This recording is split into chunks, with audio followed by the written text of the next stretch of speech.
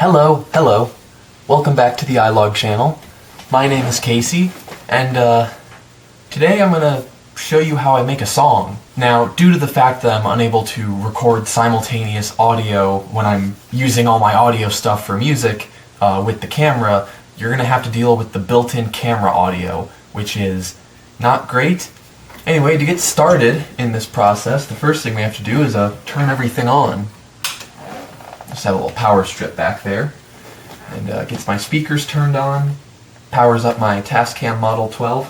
Oh, I guess I should mention the big appeal of this is the music's going to be made DAWlessly.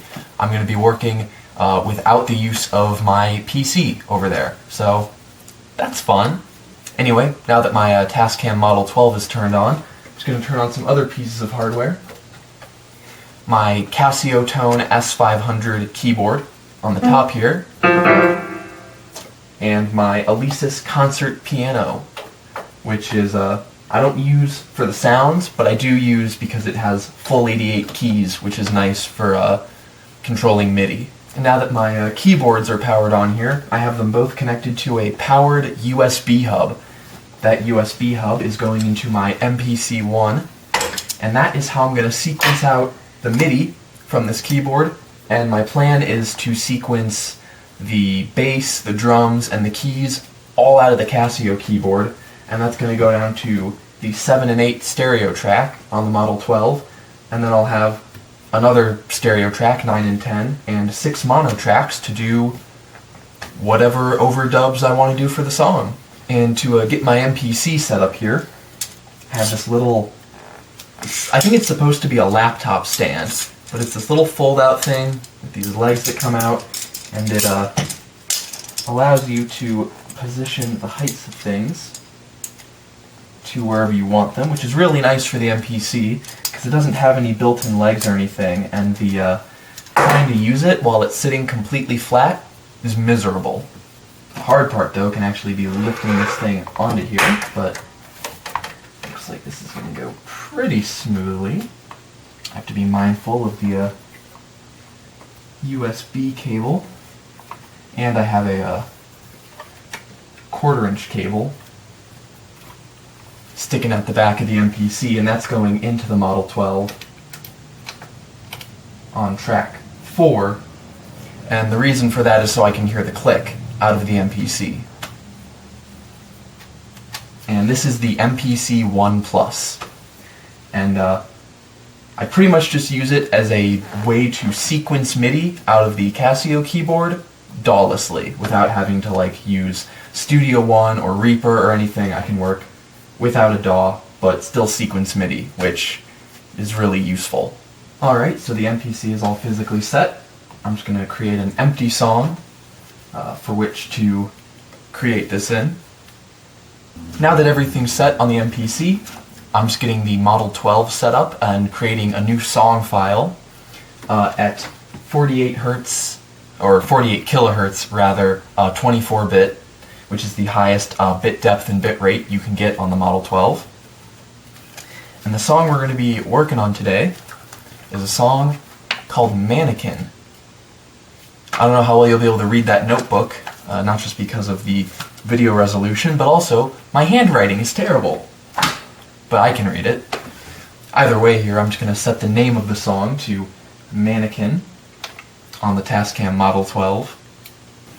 And I definitely don't have to check what I wrote at the top here just to make sure I'm spelling it correctly. I know how to spell mannequin off the top of my head. Of course I do. Who doesn't? And there we go. I have a new song created, titled correctly. I'll also have to make sure I save this song on the MPC. I must say, typing on the touchscreen of the MPC One is much easier than the selecting each character and rotating it to the right character you want using the multi-jog knob on the Model 12. Much easier on the MPC. Now, first thing I want to do here is I don't have an exact BPM for this song yet, so I'm just going to tap in a tempo that I roughly want the song to be, or where I think it roughly should be, and then I can fine-tune it from there later. Don't forget where we were when we began. I'm still, and that was like 155-ish. Alrighty, we'll call that 155, and let's see how fast that is. Forget where we were when we began. I'm still waiting here for you, your faithful mannequin. Might be a bit slow. I'm gonna change the click from eighth notes to quarter notes, just because that eighth note, tuck, tuck, tuck, tuck, tuck, is just way too fast. Let's try 160. Forget where we were when we began. I'm still waiting here for you, your faithful man. Let's 163. 164. Don't forget where we were when we began. I'm still waiting here for you, your faithful mannequin. Let's do 165 or 167. Don't forget where we were when we began. I'm still waiting here for you, your faithful mannequin. Well, the nice thing about working with MIDI is if I decide to change the tempo later, that's easy as just changing it. So we'll call it 165 for now, but open to changing it later. Alright, and I've just set the first instrument track on the MPC to be set to a MIDI signal, and I have the Alesis Concert piano controlling the Casio keyboard. Now both inputs are set up as controls, so I can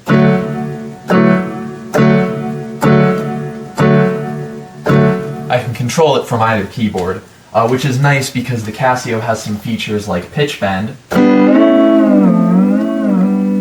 or modulation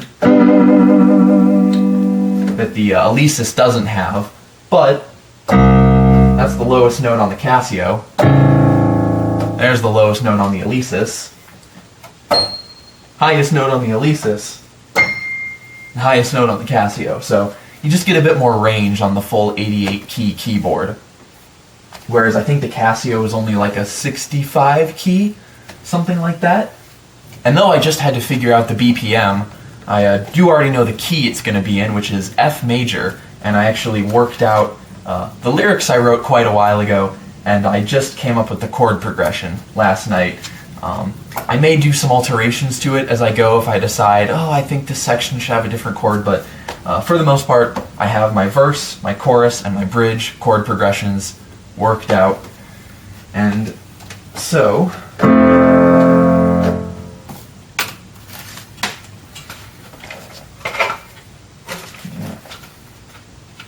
it's always hard to find where to stick the notebook. The Casio does have this little, I don't know how well you can even see it. You can't see it at all, but there's a little music stand thing built into the Casio which I can stick the notebook on, which helps.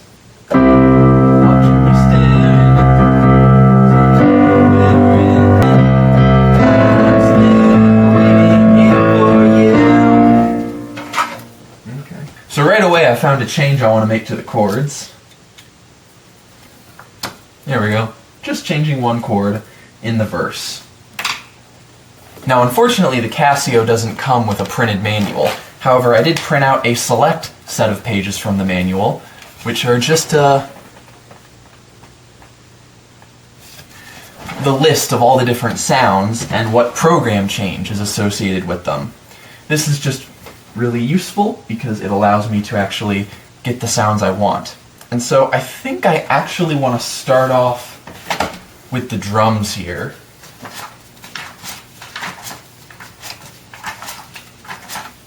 And I was experimenting with the Casio the other day, and I think I know what kit I want to use.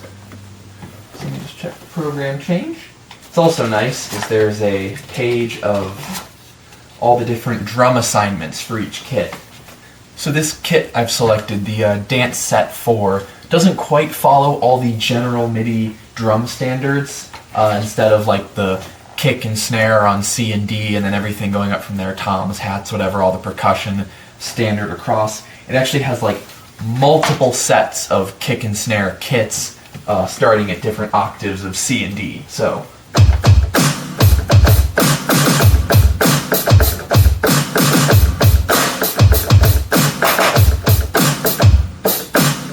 there's the first kit, kit number 2.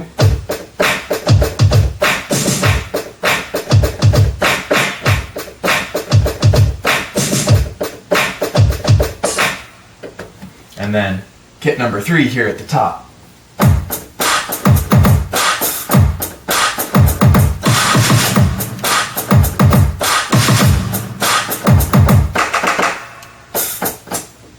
Alright, so I've always kind of envisioned the song starting off with this long hi-hat intro, just like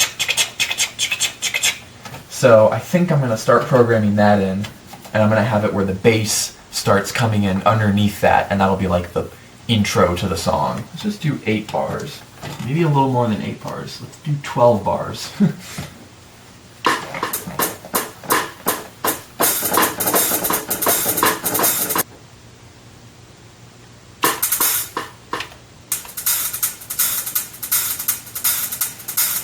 Alright, so I've just roughed out the hi-hat pattern, and I just want to find a bass sound. A good kind of electronic, synthy bass sound to use.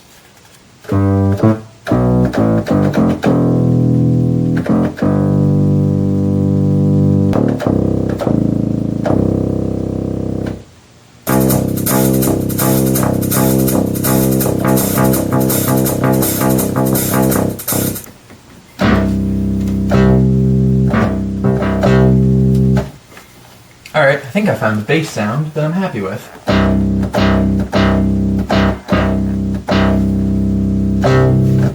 I'm pretty sure it's actually just the stock general MIDI synth bass sound, but it sounded the best out of the ones available.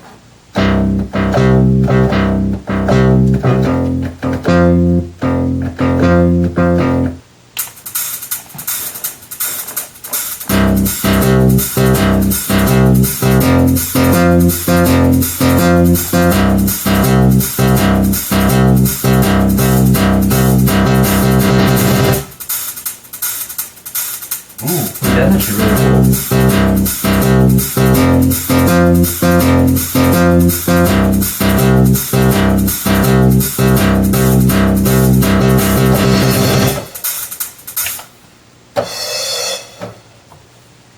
Yeah, and then I want to add a reverse cymbal at the end.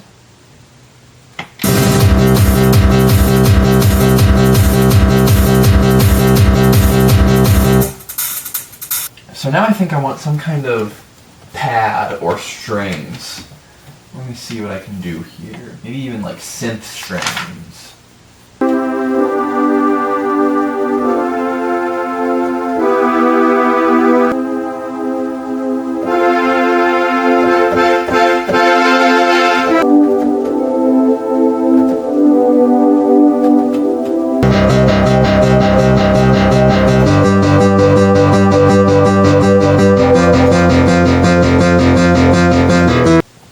I think I may need an extra bar of silence at the end, like a cut before the chorus.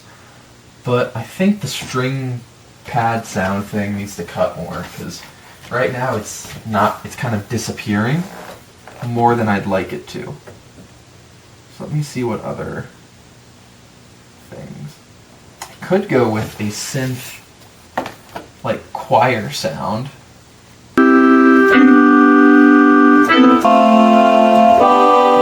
That could be cool.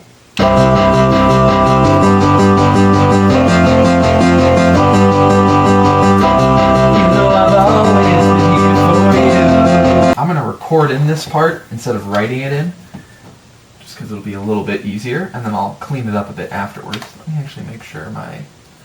Yeah, that should be good. Alright, here we go.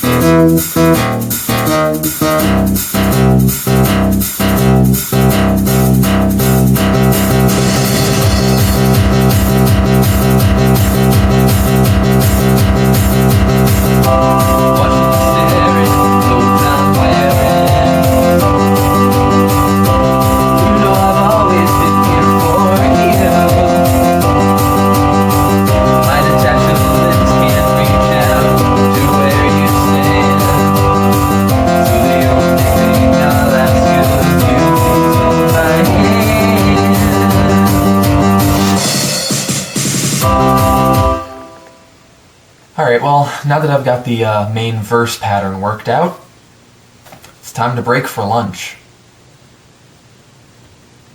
And we're back! Alright, let's get back into this. I want to do the chorus section next. So I'm just going to copy the verse sequence so I can keep all the same instruments and everything. But then I'm going to actually go in and erase the instruments, or the parts that they're playing rather, the notes. So just a blank, nothing there. And I want to add another sound, MIDI channel 3, I think I should be on, Casio. And I want something like sharp and stabby to do like 16th notes, but like chords, but like 16th notes. So probably I'll use like arpeggiation or something to just have the chords held down and then just like checka checka checka checka checka kind of thing.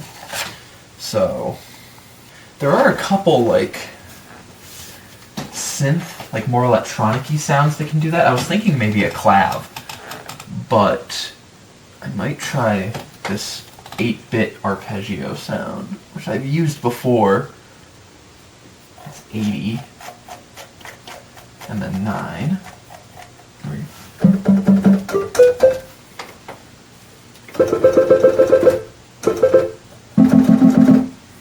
I kind of want more grit. There's a second one. That's 80-45. Let's try this. Ooh.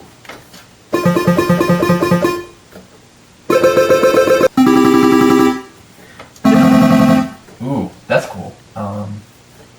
What the hell are the chords?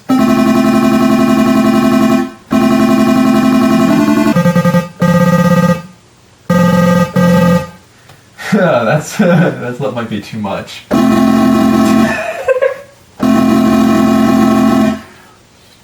Eighth notes maybe? That might be too much. Okay. That's cool. I feel like I'm losing some of the tonality. They do have an accented velocity, which might be cool. I also want to change the sequence length to 16 bars, because I think this chorus should only be like 16 bars. Let's try that and see if that's true. Don't forget where we were when we began. I'm still waiting here for you, faithful mannequin. It's 9 bars, apparently. Or wait, it's 8. Hold on. Is it 8 or 9? Yeah, 9 bars for some reason. Weird. No, it should only be 8. Okay, let's try that again. Cool.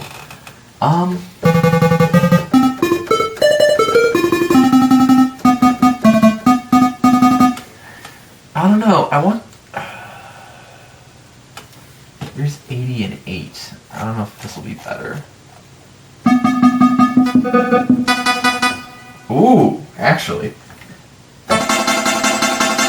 That's kind of more what I was saying.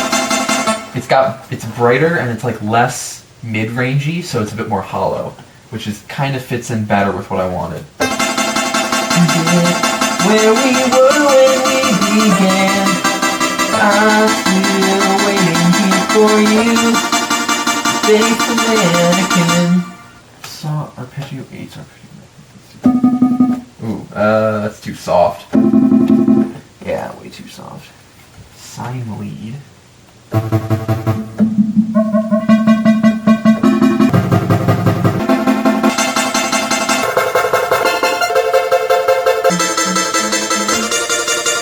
Alright, let's try recording this.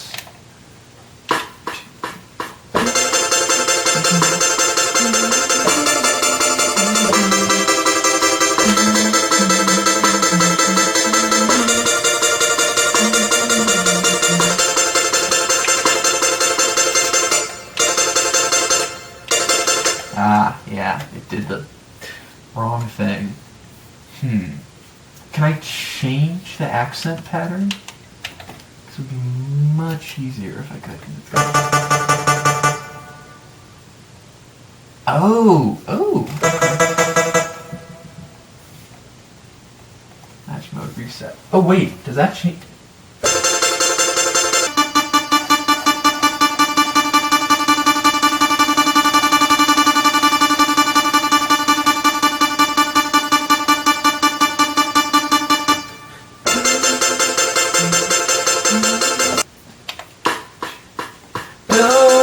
Forget where we were when we began. I'm still waiting here for you, faithful mannequin.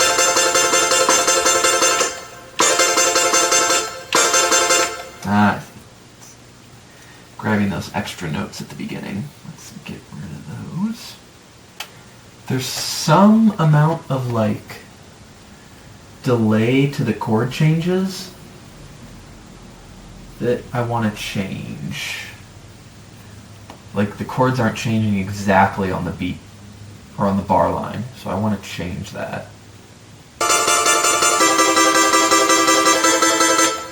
Right there. There we go.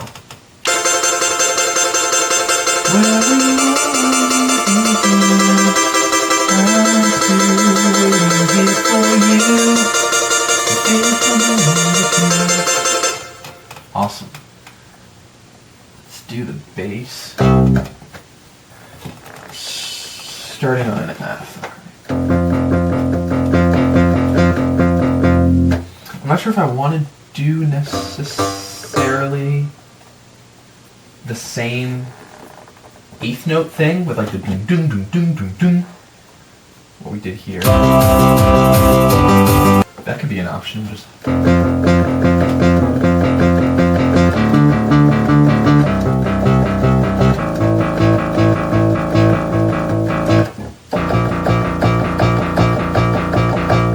Okay, so I guess that'll be the yeah, I'll just do that for the chorus bass. Which in that case I'll just copy over a section of that from here. How's that?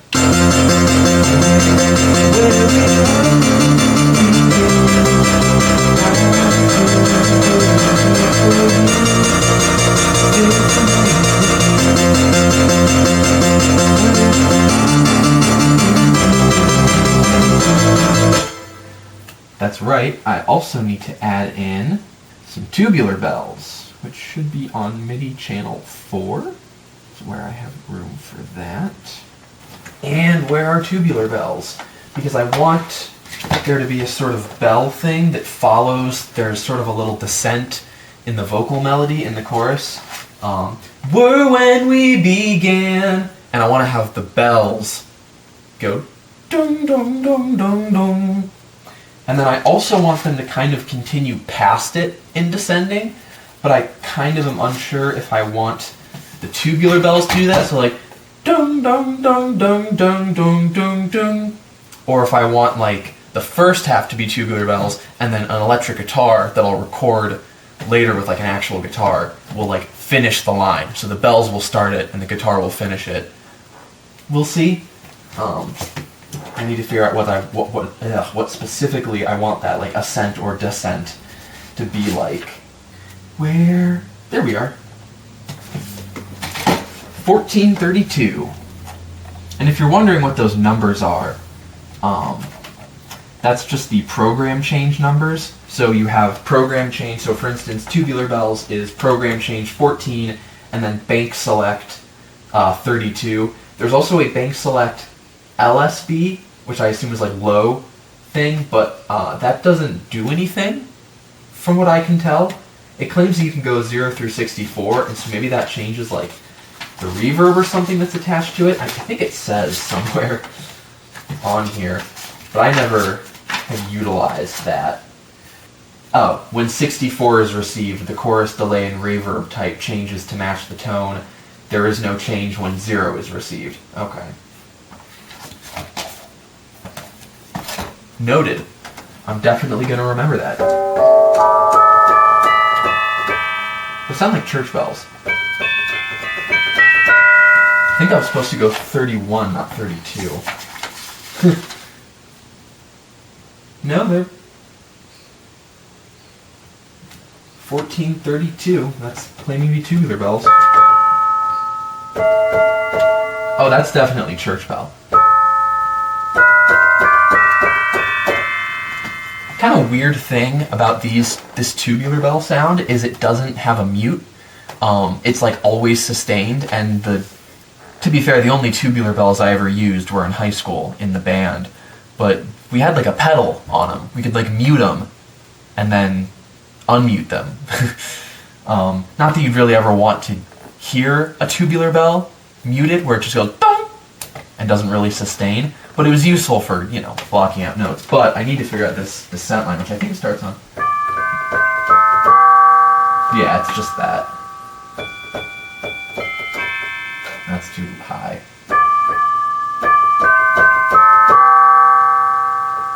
So then what do I want the follow-up part?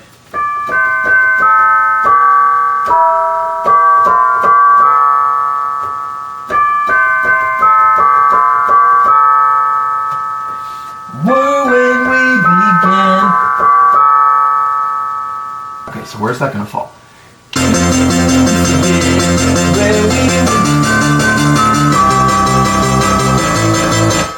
Wow, that is really quiet compared to everything else. Okay. I'm gonna have to do some fun mixing in the MIDI mixer to fix that. Okay.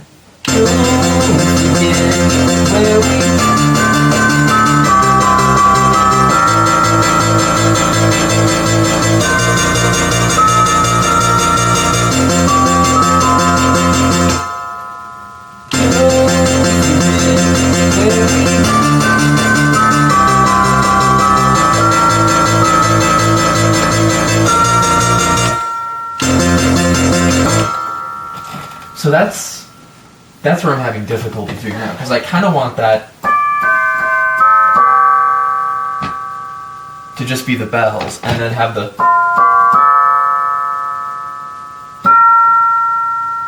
for that to be guitar. I suppose I can always record both and just kind of see what happens. So well, I can't record the guitar now, but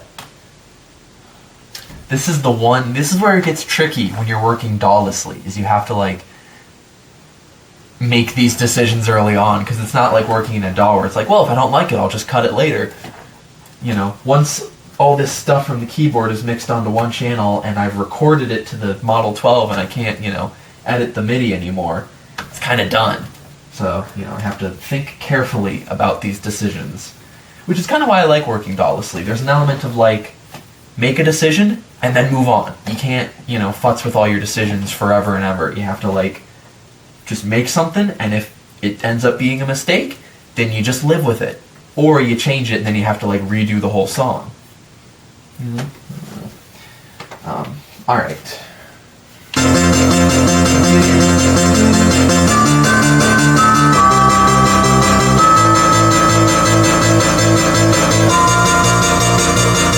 Oh, that could be cool.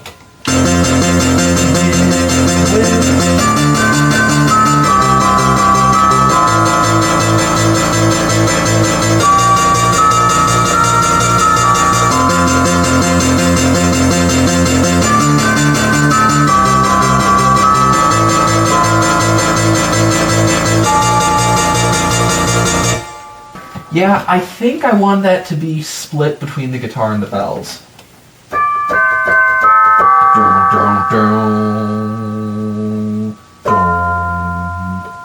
Right?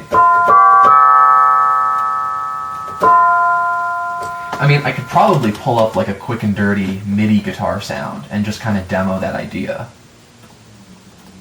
But I think it'll be fine.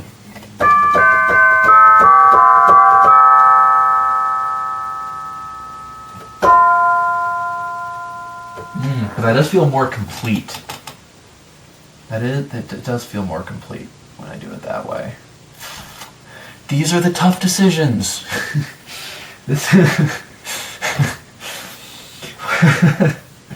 Yeah. Welcome to the fun of music making, sitting here and being unsure about how to finish off this, like, melody line.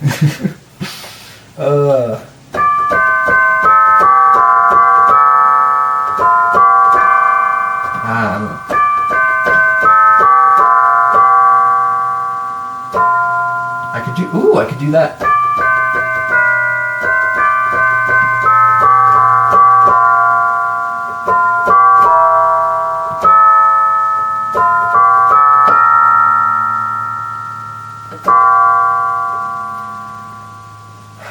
Well, because the chord I'm playing there, or the chord that's playing, is it going from an F, D minor, C, and then A minor. And I'd like to keep within the chords of A minor, because that's when that when we began, that section is occurring over the D minor to C major chord that's occurring over like one bar. And then when it goes back up, it's on the A minor chord. And then the chorus ends on a B flat chord. So I could end on B flat or F. I could, I mean, obviously I can do a note outside of the chord, but I do want it to sound like resolute and not necessarily be creating like a lot of tension. I want it to just kind of like be like a nice little sonic nugget of like just a different rhythmic thing happening.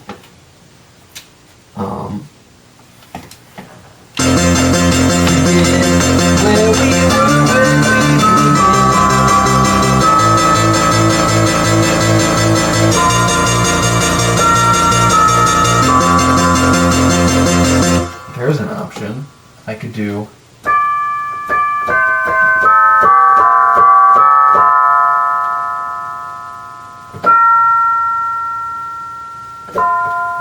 what did I do that time? I delayed the A.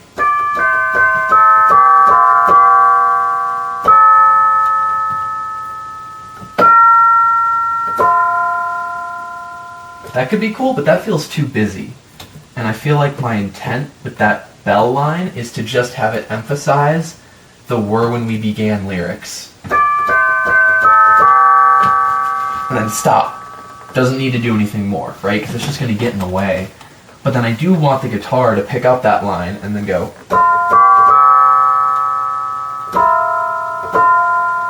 F. So just F, G, and A.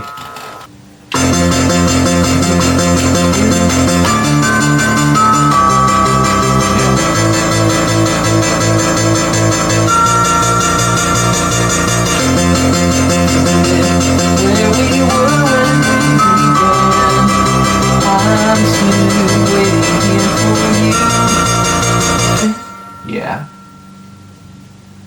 So I want to bring down the velocity on that B flat note really low, because it's just going to be kind of like a little like secret treat of a note, emphasizing the root of the B flat chord, but it doesn't like need to be there.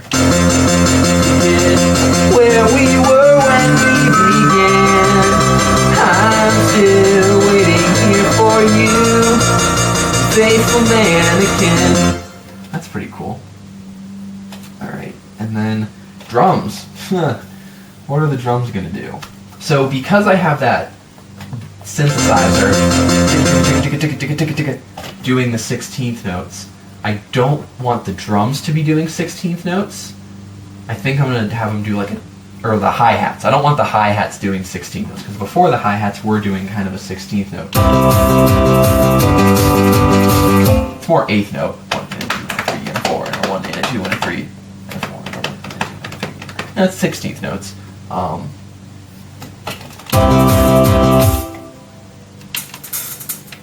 Yeah.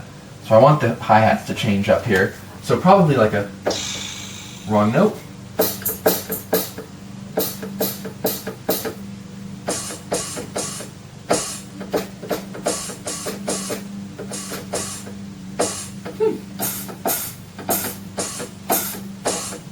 Both of these open hi-hats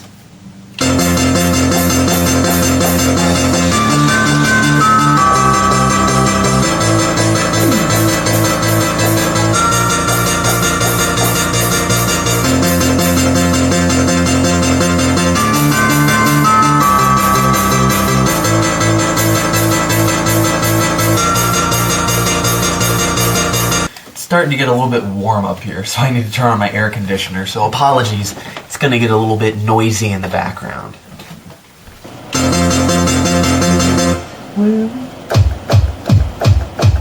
So yeah, I really want to keep with that kick drum sound. I like that kick. It's a good kick!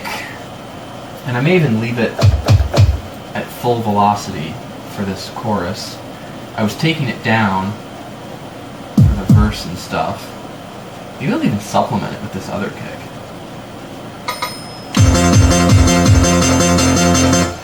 That might be too loud. Ooh, that really helps actually. Yeah, I think that other kick adds some nice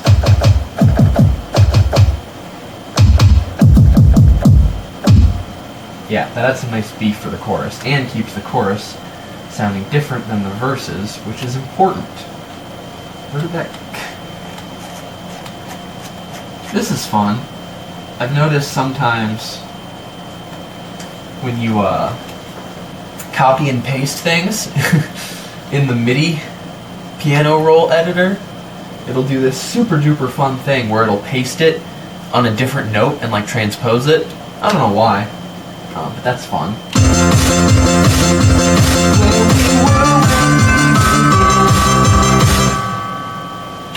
I might take back the velocity on that just a little bit.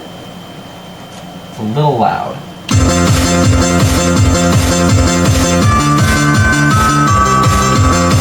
Because I want this to feel, I don't want anything to like stick out too much. I want it to be kind of dense. But it is nice to have some things stick out, specifically those tubular bells. Really, the tubular bells are the only things I want to like jump out and be like, whoa, there's tubular bells.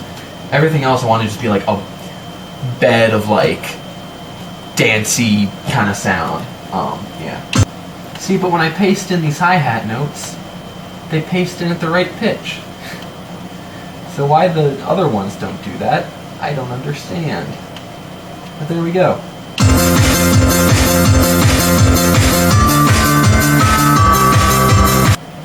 So, the bridge. The bridge is the one chord progression that I'm a little unsure of.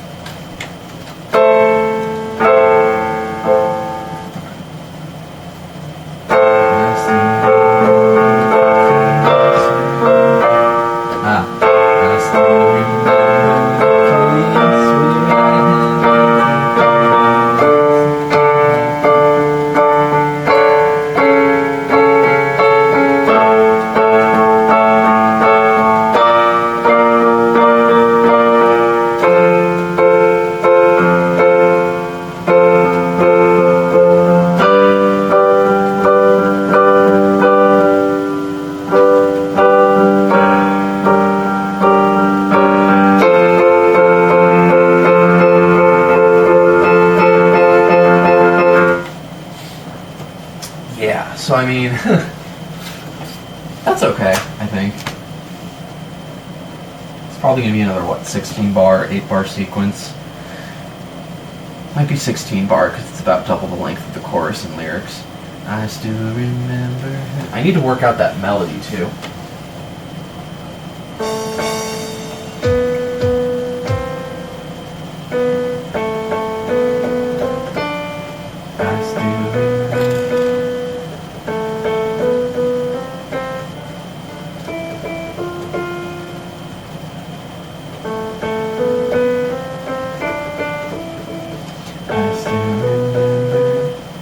I want to get a recorded pass of something just playing the chord so I can work out the melody.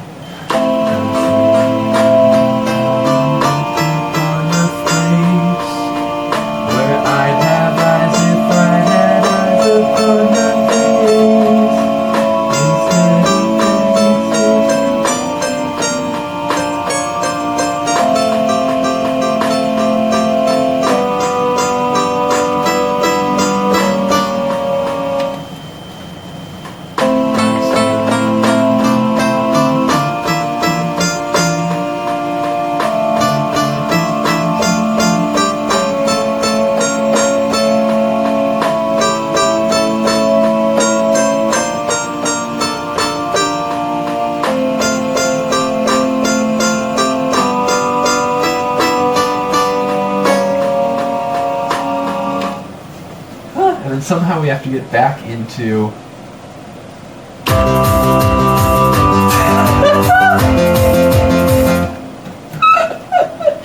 Oh no, I think the bridge is too dark. Here's the bridge. Wait, so let's do the full round. We're coming out of the chorus. Where we were when we began, I'm still waiting here for you. Faithful mannequin to remember how you looked upon the place where I'd have eyes if I had eyes upon my face, instead of blank space from clouded human features, designed to make these clothes look good for shopping human creatures.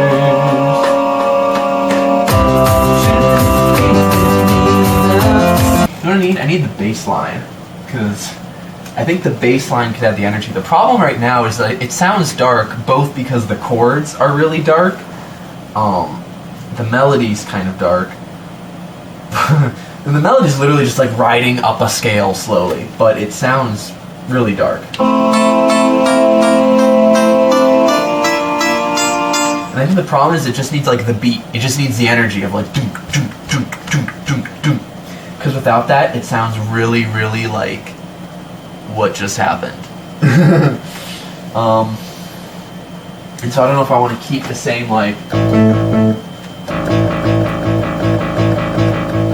I think that'll be the best option, is keeping the bass doing the doom doom doom doom doom doom doom doom, the little octave thing. I think that'll help keep the energy that's getting lost with everything else. So let me steal that from another section. It's kind of funny how this has just become like the go-to bass line for this song. It's just like, oh yeah, what's the bass line gonna be? Oh, you know, just gonna be doom doom doom doom doom doom. When in doubt, just do that. I still remember how you looked into the place where I'd have eyes if I had eyes upon my face, instead of blank space with molded human features, designed to make these clothes look good for shopping human creatures. You know what I need to do? I need to take the last 4 bars of the intro, which is just... yeah. I need to like extract those last 4 bars and use them as like an interlude. So let's see... that may or may not be a pain. Sometimes the MPC is difficult with things.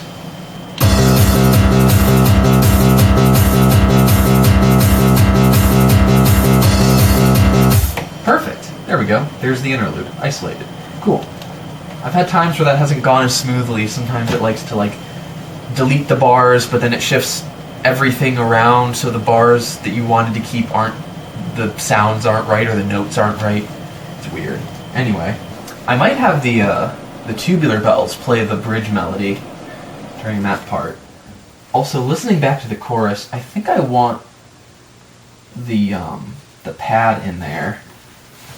Okay, so in thinking about whether or not I want the pad to be in the chorus or not, I think what I'll do is I'll have the pad be in the verse, and then I'll save, because I know I want to use like electric guitar in this song, so I'll save the chorus. I won't put the pad in, because the guitar will be kind of the sustained note for that part. I'll probably do like power chords or like something, or just full chords, I don't know, but probably like distorted electric guitar during the choruses, or maybe even like not quite palm muted, but like chugging notes. I don't know if that'll interfere too much with the 16th note stabby thing. But yeah. Anyway, I'm gonna program this drum part for the bridge.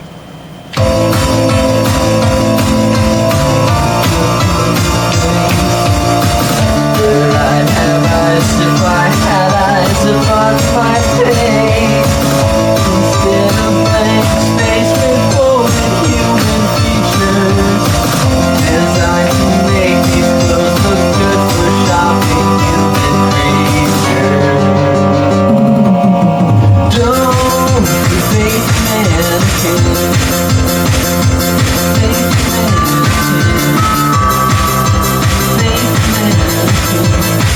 Okay, so I do need to create like an outro that's just going to be like the first part of the chorus, kind of looping for that. Faithful mannequin. And then it ends on. That's actually a good point. How do I get there? Where we were when we began. I'm still waiting here for you. Faithful mannequin. Faithful mannequin. Faithful mannequin. Faithful mannequin.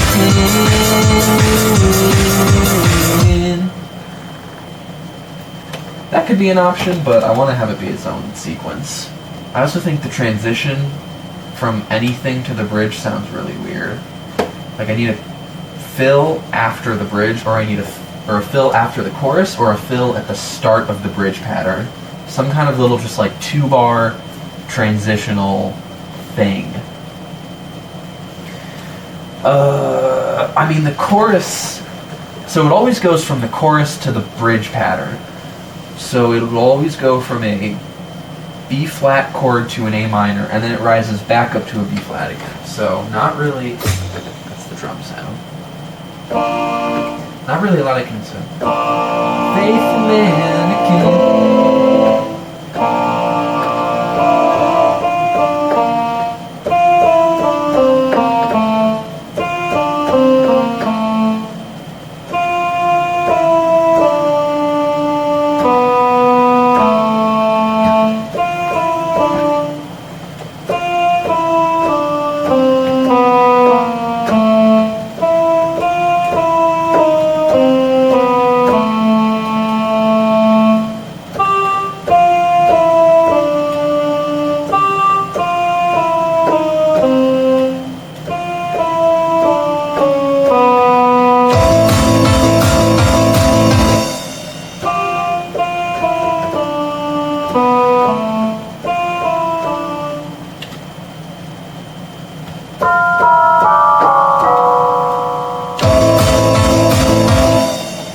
Okay, so I think I'll insert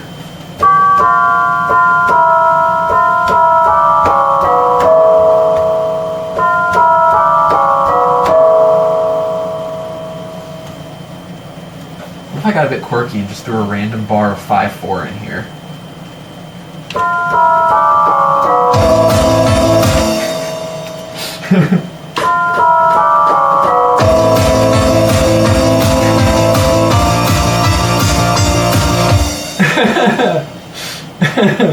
I think that's what I'm gonna do. It's gonna be just a random bar of 5. Why is it 5/4 all of a sudden? Who knows? Oh, that's gonna be weird. I guess if the kick stays doing just like a boom, boom underneath, it won't even really be noticeable. That's funny. Okay, yeah, I'm gonna do that.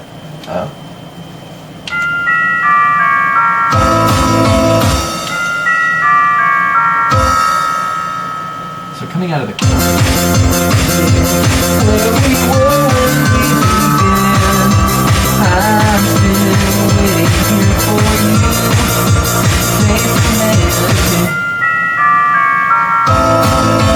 Oh shit! That's actually pretty cool. I like that. Where we were when we began, I'm still waiting here for you. Faithful mannequin. I still remember how you looked into the place. Oh my god, that's actually really, really, really cool. Okay, I feel like I should have the low, the kind of silent. Yeah, the low kick drum. Ooh. Yeah. Let's do that.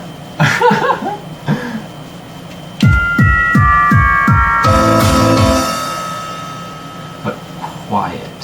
Very, very, very quiet. Just hanging out down at the bottom.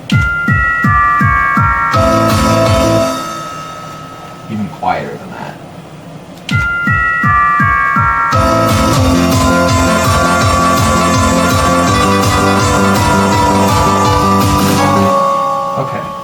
So I think, yeah, I want the tubular bells to play the line that the synthesizer thing was playing before, and now I want the synthesizer to do an arpeggio. I want like arpeggiated chords, which of course I choose this, the part of the song that's like the weirdest chords, so.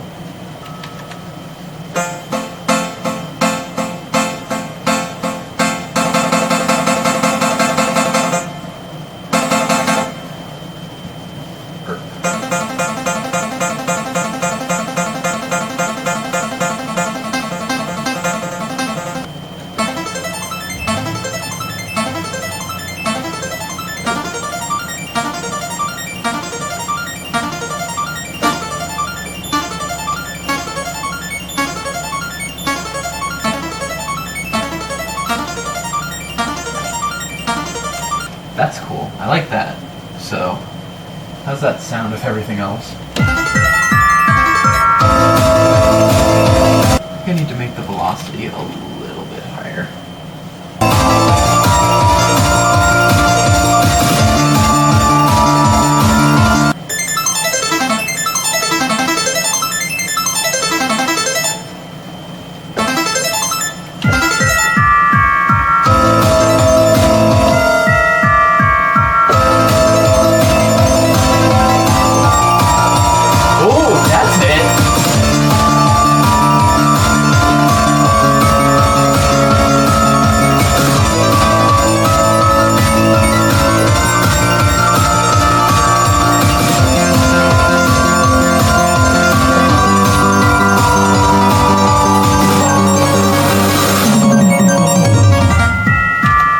That's it. I think that's, yeah.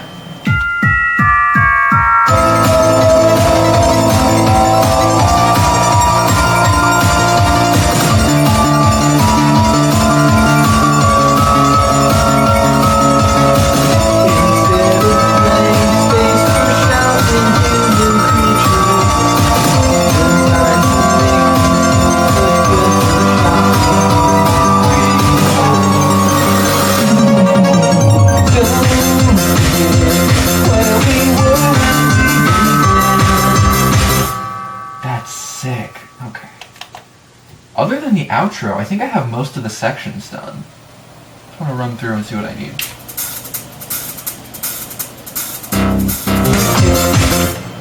Okay.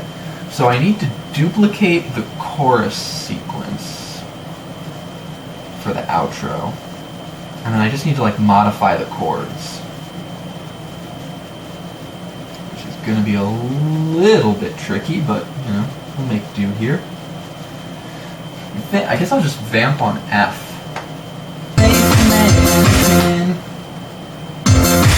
That's it. I think that's how I want it to be.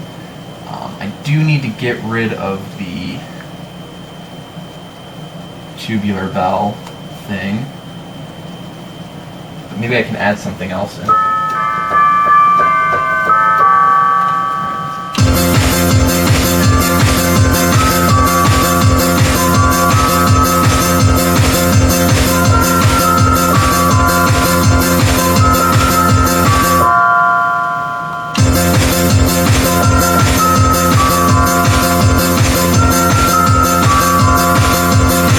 I feel like there should be a hit on one, like at least from the drums.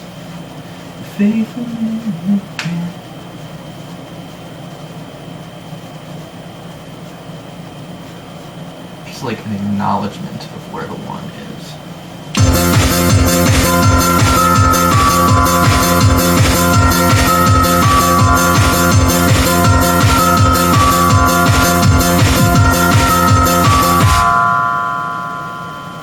A little bit of harmony.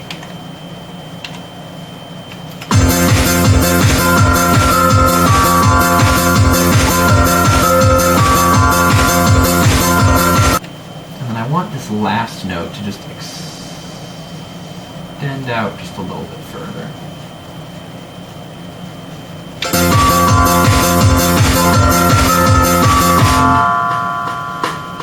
Yeah, there we go. Cool, cool, cool. And if I'm not mistaken, That should be the whole song. Ready for song mode. So it's going to be intro, verse, chorus, bridge, interlude, verse, chorus, bridge, chorus, chorus, outro. Let's see if this is all right.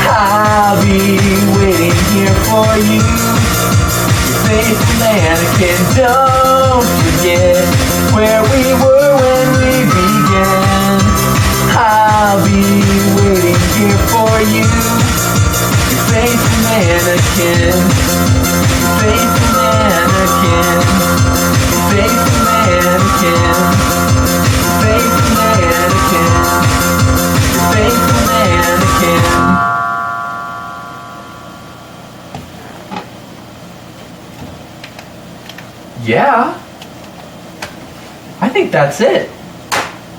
And I think that's the end of day one for this.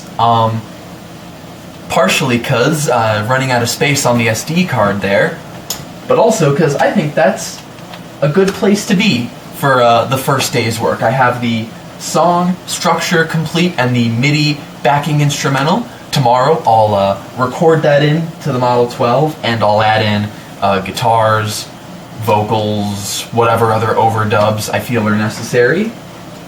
But yeah, I think that's a good place to end day one. For you, this is going to be one video, but for me, you know, I'll see you tomorrow, I guess. On to day two.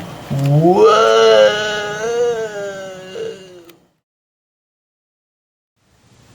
Day two, day two, day two, day two, day two. It's day two. You can tell it's day two because I have a different shirt on and I put my hair in a braid. Which is, of course, the classical Socratean example of the passage of time. Fun fact. Not many people know that. Anyway, I just did a little bit of work on the backing track. I just panned the arpeggiated synth a little bit to the right and the tubular bells a bit to the left. I don't think there's anything I want to change. I'm going to do a couple more listen-throughs of just through the backing track. And if I don't think of anything to change or anything I want to add or modify, then I'm going to record it to the stereo track on 7 and 8. And then I'm going to start working on vocals first, actually, because I'm going to do a lot of bouncing with the vocal tracks. There's going to be a lot of stuff getting bounced, so I want to have just as many tracks open as I can to just have room to do the bouncing. So there's going to be a lot of that. And then I'll do all the instrument stuff after the vocals are done, which is a little bit tricky, starting off with vocals, because it means you have to go straight from morning voice right into singing, but, you know, I'll do some practice takes to make sure I'm plenty warmed up for the process. But yeah, I'm just gonna start doing some listen-throughs now. So I was listening back to the interlude section that kind of repeats what happens after the intro, but in between the first instrumental bridge and then the verse, and I was thinking it needed the arpeggiator in it, so I've just been working on setting that. It's going to be an 8th note triplet arpeggiation, and here's how it kind of sounds now. Actually, I'm just going to record it now because it'll be easier.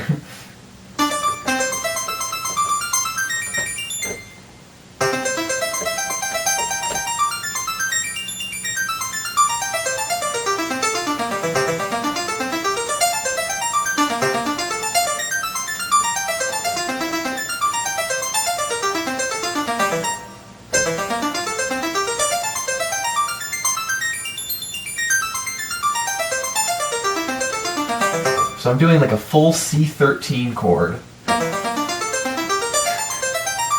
which is all kinds of tricky, but here we go. Okay,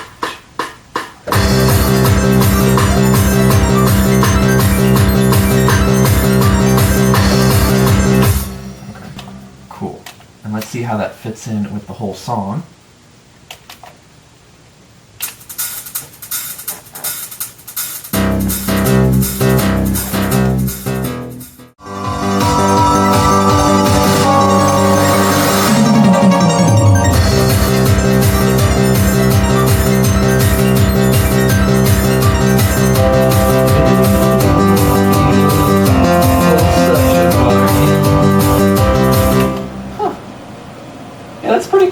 It's a little, like, kind of random, but I think it helps keep that part a little more interesting, so I'll keep it in. Why not? Nothing else is really standing out to me volume-wise or mix-wise that I think, like, ooh, that needs to be adjusted. I'm pretty happy with the levels of everything. I wonder...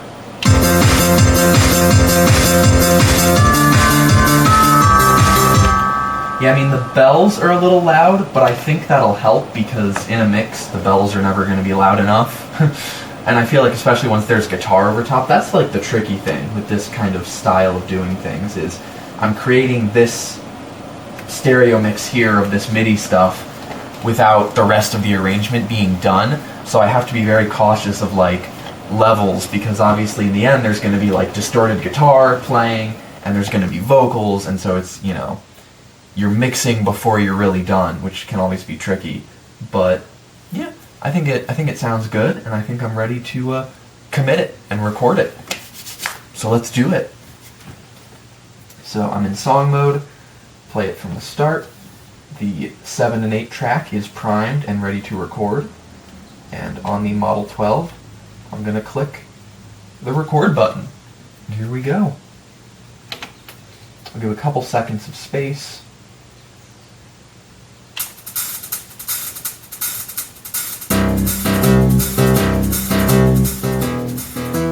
Now usually in a song, I'll write in some kind of count-in, so there's like a 1, 2, 3, 4, whatever.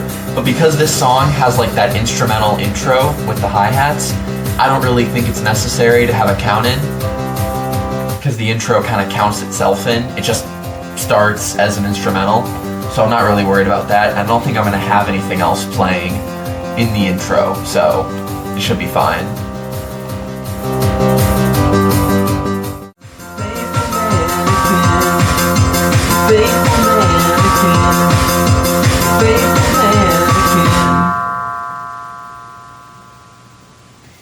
Great. And the song is about 3.5 minutes long with the extra few seconds on either end.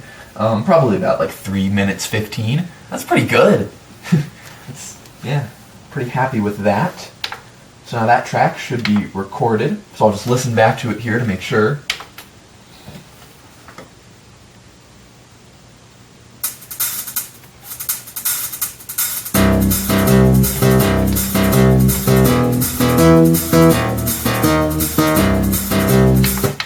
Yep, sounds like it's recorded. Great, now I can shut down all the MIDI equipment.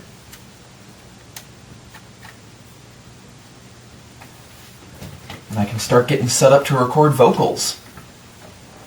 Okay, so I want to really quick just walk you through my setup here of how I'm recording vocals before I can get the tripod set up and everything. So I've got my microphone, which is an Audio Technica AT4040, getting routed into this preamp here.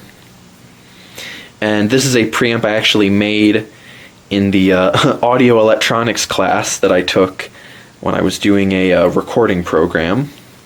And then the preamp is being routed into channel 1 of the Model 12. And that's just going through, and instead of actually listening back on the fader, I have it sending to both aux 1 and the effects channel. And then on the effects channel, I have a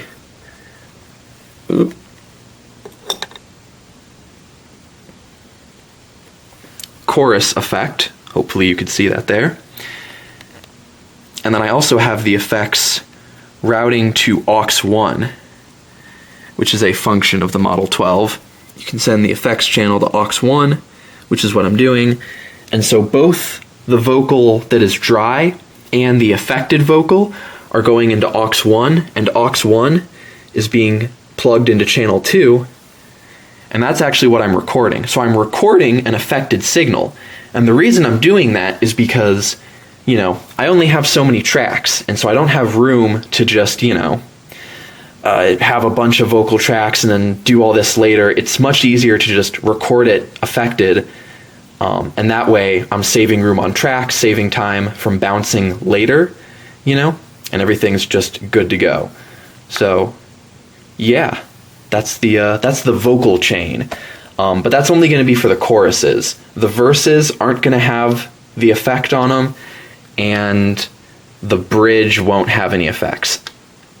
The verses might have some delay, but I think I'll have the delay just running on the effects channel in real time, and then I'll just mix things to the effects channel when I'm doing the mix down.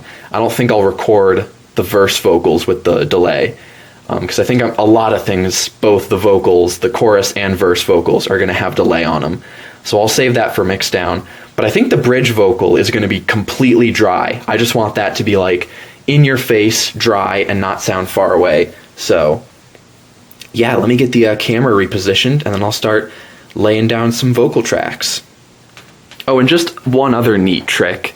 If you have a pop filter, a really good trick that I learned is put the pop filter on a second mic stand and literally just attach it to like the stock of the mic stand, and that way you can like rotate it, you can position it however you want, and then that way you can really get it the right distance from the microphone. There's probably a good, I'm kind of measuring doing that as my measurement for how far the filter should be from the microphone. But yeah, that's it's about the distance I like. You get a pretty good sound with like not too much proximity effect. So yeah. Alright, so before I get too far into recording vocals, I just want to talk about what my plan for recording the vocals is. So I'm going to do I currently have 6 mono tracks free and 1 stereo track open, but I'm going to save that for maybe something else later. But I have 6 mono tracks open. My plan for the vocals is to start by recording the vocals for the chorus first. So I'm going to go in, line myself up near all the chorus sections, start recording, just record the choruses, and then go back and then double track the chorus vocals. So every chorus is going to have double tracked vocals with effects on it, where each vocal has its own effect on it. I'm not just like processing the double through one chorus effect. Having a chorus effect and also talking about recording the choruses makes this whole thing really convoluted to try to explain. But I'm going to double track all the choruses, so that'll take up 2 of the tracks. And how I plan on doing that is on the Model 12. I'm recording the vocals to track 2, but then there's a track swap function. So I'm just going to swap, tracks 2 and then 2 and 3. So I'll have 1 of the chorus vocals on 3, then I'll do it again, put 1 of the chorus vocals on 4. That'll be that double track section. For the last chorus of the song, there's kind of a bit where one chorus ends and then there's a double chorus, so it goes from one chorus right into another one, and I really want the vocal there to be seamless, because the way the chorus is written lyrically, don't forget where we I'll be waiting here for you, your faithful mannequin. That kind of goes on to the downbeat of the next bar. So what I want to happen is I want the very next don't forget to happen right after the word mannequin ends. And I really can't do that singing it like in like real time without like having to like have really awkward breaths. It's just not possible. So I'm then going to record the very last repetition of the chorus onto 2 other tracks, and those will go on tracks 5 and 6. And then what I'm going to do, because that'll take up most of the tracks, only tracks 1 and 2 will still be open at that point, I'm going to take all 4 of those tracks, send them all into aux 1, and then take off the effects and everything and the actual microphone off of aux 1, and then I'm going to record those 4 tracks together into aux 1 onto channel 2, I'll erase them, and then that'll be the chorus vocal. And that'll be it. Now it's pretty easy because it's all just double tracked of the same lead vocal, so it won't be too hard to put together. But yeah, that's the plan for that. And then I'll record, I mean, it doesn't really matter what order I record the verse and bridge vocals because those aren't going to be doubled. And then I'll have, that should only take up 3 vocal tracks, though I'll probably just put the bridge vocals on the same track as the, well, I don't want delay on the bridge, so I can just mute the delay effect during the bridge, but I may end up recording it to a different track. It seems like a waste though to dedicate a whole track to one little section, so I may just turn off the effects send during the bridge and just have the lead vocal, the verse vocal, and the bridge vocal on one track, chorus vocal on the other track. And really, what I could do, since it's all lead vocal and not harmony vocals, what I could do is once I have the bridge and the chorus vocal recorded, I'll go and I'll take the chorus, or the bridge and the verse vocal, I'll take the chorus vocal and the verse vocal, I'll run those through the delay effect, and then I'll do the same routing thing, where I'm going to record those 2 tracks merged together with the delay baked in. I'll record that onto track whatever, and then I'll take that new condensed verse, and I'm overcomplicating it. Nope, there's a better way. I'll just send the verse, chorus, and bridge vocal all to aux 1, and then I'll only send the verse and chorus vocal to the delay, then I'll send the delay into aux 1, and then I'll just merge all the lead vocals down into one lead vocal track. And I may do some individual compression and EQ on those just to get them each right for their own sections. I know I want the bridge vocal to be really kind of dry and upfront, so I'll probably compress that differently than the other two, just using the Tascam's built-in compression. But I think that'll be the plan. And then I'll merge all those down to one lead vocal, and then I'll do a separate track of harmony vocals. I know I do want some harmony vocals on this song as well. So I'll do probably something similar to that whole process all over again. Get the harmony vocals condensed down to one tracks. And ideally at the end of this, I'll have tracks 1 and 2, and I'll have lead vocal on track 1, and that'll contain the verse, chorus, bridge, all mixed down. And then I'll have track 2, which will be harmony vocals, again, whatever I end up doing for that, all mixed down. It's a process. It is definitely a process, for sure. And that'll leave me 4 mono tracks and 1 stereo track to add guitars, overdubs, whatever. I plan on doing, I'll probably have double-tracked stereo distorted guitars, so I may just record the left and right guitars on 2 separate channels, and then I'll just mix those down to tracks 9 and 10, because it's just pretty easy to do that. And then I'll have 4 mono tracks to do whatever I want with, and who knows what else I can add to this song. Probably like a lead guitar. I may not use tracks 9 and 10. I may just fill up 3 through 6 with different mono elements, and I'll just pan them as needed. Because I definitely want chords on the guitars in the choruses. And then I also want kind of a lead guitar thing. So that's 3 guitars. And then I kind of want to do stylophone, maybe. And there's a part of me that wants to add acoustic guitar. I remember when I was listening back to the song, there was a point where I was like, oh, it would sound really cool if I had like a strummy acoustic guitar at that point. But I don't remember where that was in the song. I thought of it yesterday and I didn't make a note of it. So hopefully I can come up with something there. But yeah, enough explaining, because I don't want to like lose my voice here. We have to get to singing. Alright, okay. Let's just see how the levels are. Do-do-do-do. That's muted. Whew. This is my first time actually hearing the backing track with headphones on. Alright, testing. 1, 2, 3. A little bit more compression. Watching you staring at the clothes I'm wearing. Why am I not hearing the effects? Am I crazy?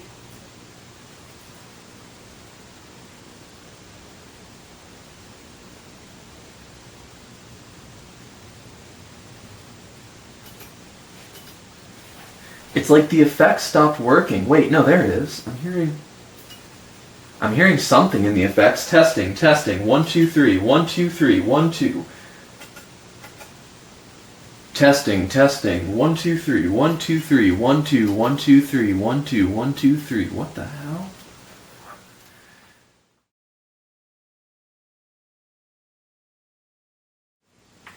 Is it going to stop working altogether? No, now it's working.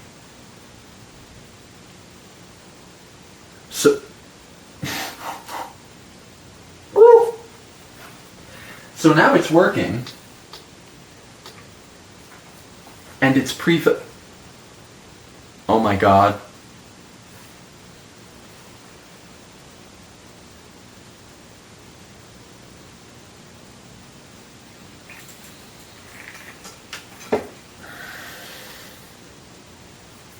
It just clicked. Just clicked what happened when I... Okay. It had nothing to do with aux 1 being pre or post fader. Aux 2 and also the effects send is a post fader effect. And I had brought the fader down on channel 1 because I didn't need to listen to it. Welcome to the fun world of audio. Sometimes you just make the dumbest mistakes. Yeah, turns out... yeah, okay. So... Right, because I'm sending the vocal to the effects off channel 1, and all the effects channels is a post fader send, so it needed to have the fader up. Never mind, there's no bug, there's no problem, nothing is wrong, everything's working as intended. Don't worry about it. Let's, great. Well, now that I can actually hear the effect, I feel like there's way too much of it. We began. Oh, I didn't think about that. This is technically bad practice, but I'm just going to rotate the microphone a little bit. Don't forget that I'm going to move this in. It kind of just occurred to me, based on where I had the mic positioned, I was picking up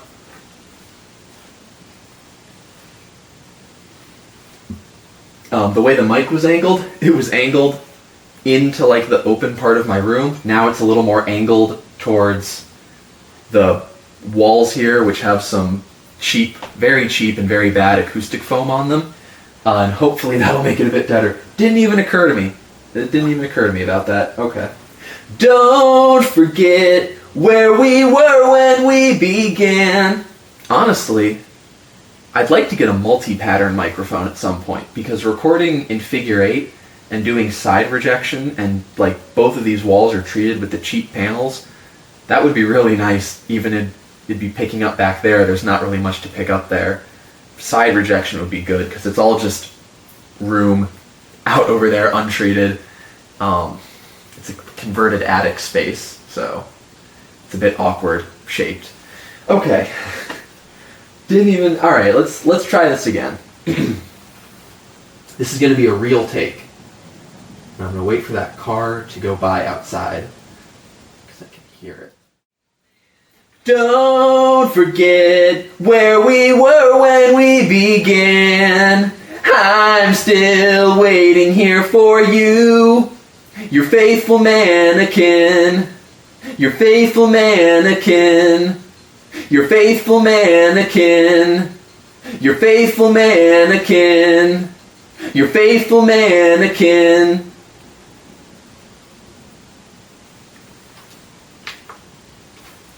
That was better.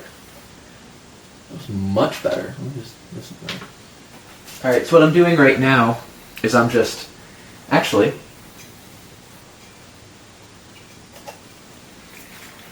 You can listen to this part, because I don't need headphones. I'm not worried about feeding back the microphone. There's no microphone happening right now. Don't forget where we were when we began. I'm still waiting here for you. So I'm just mixing down the 4 lead vocal tracks onto one track to make life easier. So I'm just making sure everything sounds good, because once I commit this mix of how the vocals sound, that's it. Right now, all I'm really doing to them is I'm just using the 1-knob compressor on the Tascam at about 1 or 2 o'clock, I'd say, ish, on the knob. Because I want to compress each vocal individually to account for each different take's potential dynamic differences. So I just want to like give them all their own level of compression, and then once they're all mixed together onto one track, I can compress them together, but I want to make sure they're all controlled individually before I go and smush them together, in case one maybe peaks a little higher than the other one, and so it's only really going to compress, you know, I want them to just be a little more evened out when they all come together. So. Don't forget where we were when we began. Not going to worry so much about EQ right now, because I'll just EQ the whole chorus vocal track as just one thing before I send it all together onto the lead vocal track. So, yeah. Awesome. I think that's pretty good. Don't forget where we were when we began. I'm still waiting here for you. Your faithful mannequin. Don't forget what. That's what I was talking about there. That mannequin into the don't. How there's just like no breath. The second the repeated chorus just starts. Yeah, it's not really possible to do with just one take all the way through. So, yeah, but I think that's good.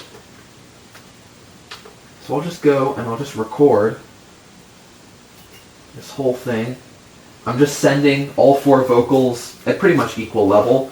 Actually, let me make sure they are equal level. They are. Good. That's the thing with double tracking things, is you're pretty much doubling the signal level, you know? So I want to make sure that one isn't louder than the other. But yeah, here we go. I can just record this now. Save it. And I'll just press the record button, and I'll just let the whole song run all the way through.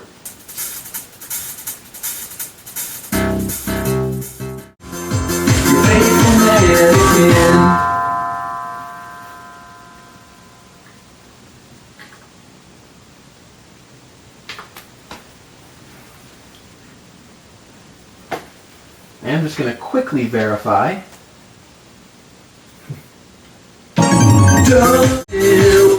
It's all on one fader now. And that means, here comes the freaky part. The thing that, you know, would make anyone that uses a DAW quiver in their boots a little bit. I'm exaggerating. But this is kind of the nerve-wracking part. Now we're going to go and we're going to clear those other 4 mono tracks. All those original takes, separated, not glued onto one track, gone. It's just going to be, you know, that one track with all the doubled chorus vocals on it. And that is the world of working DAWless, is committing to decisions. It can be scary sometimes. But I'm happy with how those sounded. I think there was one little bit in the second chorus where it sounded like one of the doubles got a little bit overzealous, and you can kind of hear one of the syllables is a bit separated. But that's okay.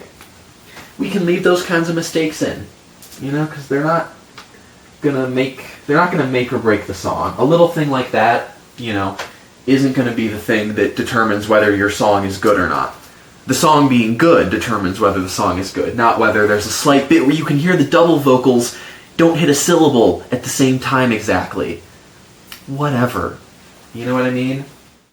I might actually record the bridge vocal first, just because it's such a small section. I still remember how you looked into the place where I'd have eyes if I had eyes upon my face.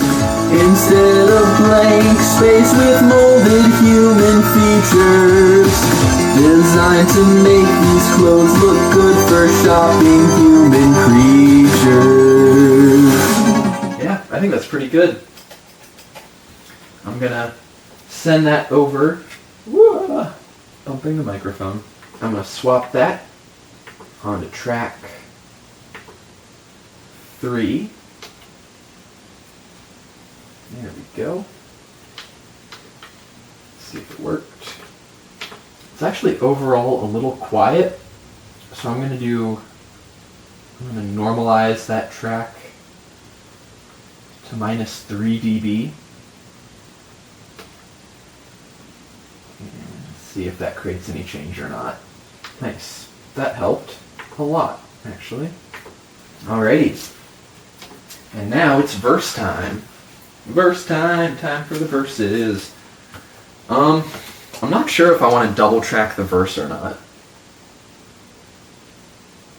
No, I don't think I want double track on it. There will be delay on it, but no double track. Have you seen these deals? Oh, what a bargain. Shouldn't that be reason enough for you to see me again? I'm still frozen in the same place, where the same blank look is etched upon my face.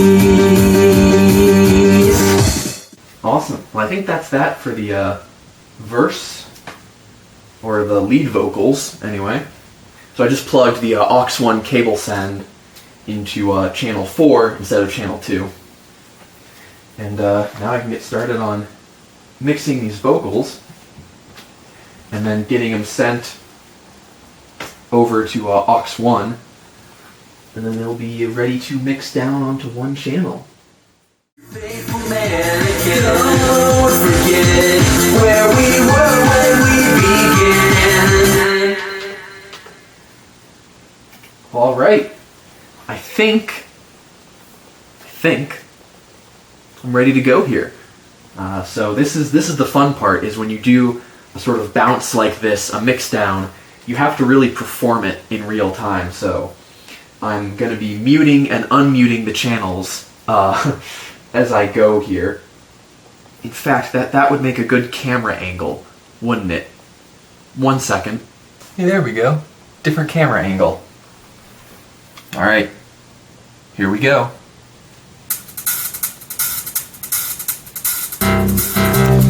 Cool. If I don't trip over the camera or the cord.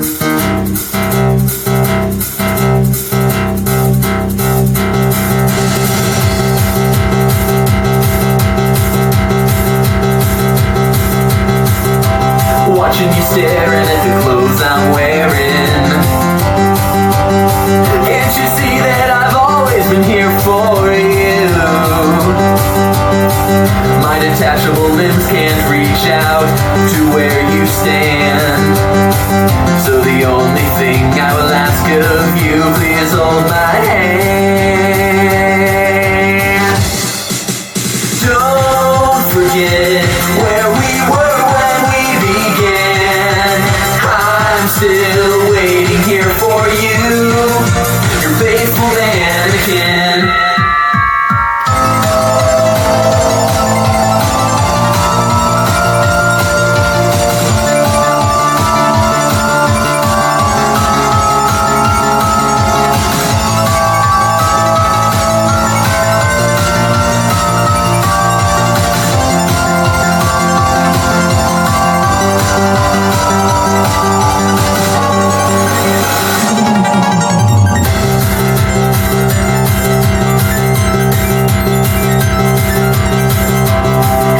Seen these deals, oh what a bargain.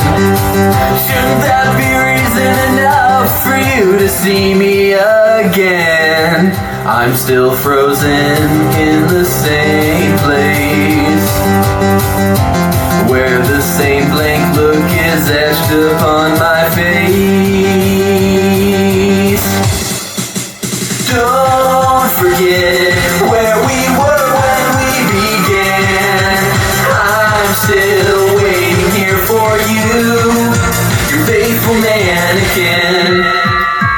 I still remember how you looked into the place where I'd have eyes if I had eyes upon my face.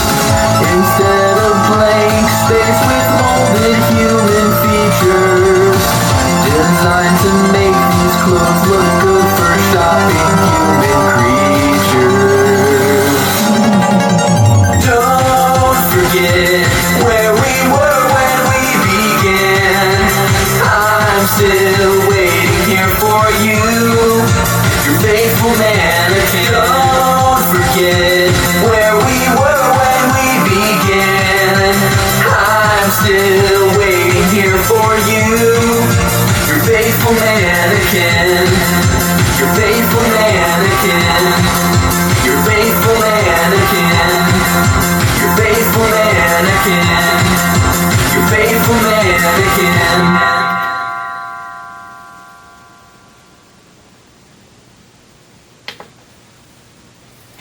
Cool. And now I just want to double check and make sure I got that entrance into that last chorus correct. A blank space with molded human features. It's all on one track now. Designed to make these clothes look good for shopping human creatures. Don't forget where.